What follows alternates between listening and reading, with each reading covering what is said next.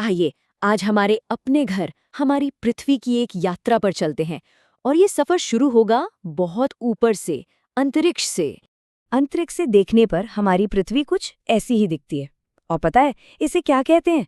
Blue planet यानी नीला ग्रह। अब ये तो साफ दिख रहा है कि क्यों, है ना? लेकिन सवाल ये है कि ये नीला रंग आखिर आता कहाँ से?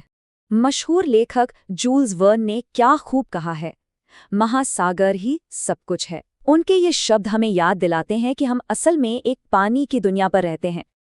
जरा इस नंबर को देखिए, 3/4, मतलब हमारी पृथ्वी की लगभग 75% सतह सिर्फ और सिर्फ पानी से ढकी है। यही वो वजह है, यही वो पानी का विशाल फैलाव है जो हमारे ग्रह को वो खूबसूरत नीला रंग देता है। और पानी के इन्हीं बड़े बड़े हिस्सों को हम कहते हैं महासागर। ये बहुत बड़े हैं, बहुत गहरे हैं और जिंदगी से भरे हुए हैं। अच्छा, तो जहां पानी खत्म होता है वहां क्या है? जमीन। जमीन के इन बड़े टुकड़ों को हम कहते हैं महाद्वीप। तो आज की हमारी ये जो यात्रा है ना, वो इन्हीं दो चीजों पर होने वाली है, हमारे महासागर और हमारे महाद्वीप। तो चलिए सफर शुरू करते हैं। हमारा पहला पड़ाव है ये नीला समंदर। आइए लहरों के नीचे की दुनिया में गोता लगाते हैं। दुनिया में कुल मिलाकर 5 महासागर माने जाते हैं। सबसे बड़ा है प्रशांत महासागर, फिर है अटलांटिक महासागर, हिंद महासागर, एकदम ऊपर बर्फीला आर्कटिक महासागर और एक है दक्षिणी महासागर। इनमें पैसिफिक यानी प्रशांत सबसे बड़ा है और आर्कटिक सबसे छोटा। लेकिन यहाँ एक मज़ेदार बात है, भले ही हमने इन्हें अलग अलग नाम दिए हैं, पैसिफिक, अटलांटिक वगैरह, पर असल में ये सब एक दूसरे से जुड़े हुए हैं। मतलब ये एक ही बहुत बड़ा ग्लोबल महासागर है। पानी, समुद्री जीव, सब कुछ इनके बीच आराम से घूमता रहता है। और इस नीले पानी के नीचे एक पूरी की पूरी अलग दुनिया बसती है। लहरों के नीचे एक ऐसी जिंदगी है जिसकी हम कल्पना भी नहीं कर सकते।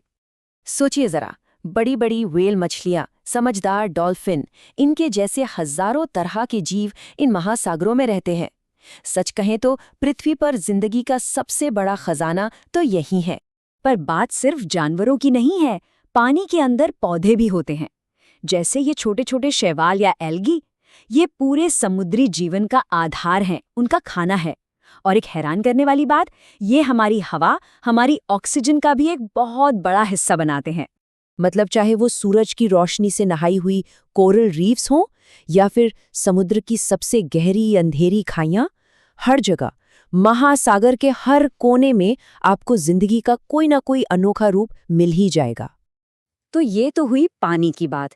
चलिए अब पानी से बाहर निकलते हैं और जमीन पर कदम रखते हैं। देखते हैं हमारे महाद्वीपों को। अब एक सवाल, दुनिया में कितने महाद्वीप हैं? सुनने में तो बड़ा आसान सवाल लगता है ना, पर इसका जवाब उतना सीधा है नहीं। देखिए, दुनिया में महाद्वीपों को गिनने के एक नहीं बल्कि कई तरीके हैं।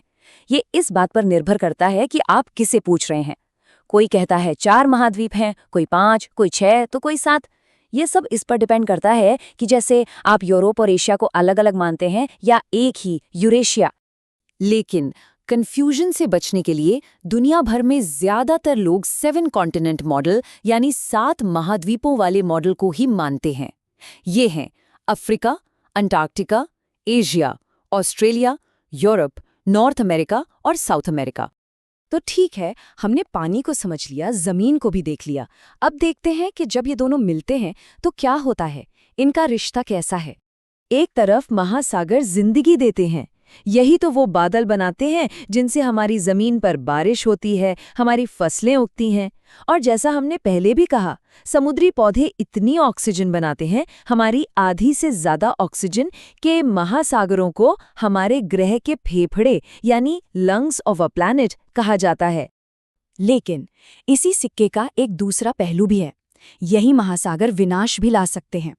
ये भयानक तूफान और साइक्लोन पैदा करते हैं। और कभी-कभी जब समुद्र के नीचे भूकंप आता है तो सुनामी जैसी जानलेवा लहरें उठती हैं, जैसा 2004 में हिंद महासागर में हुआ था।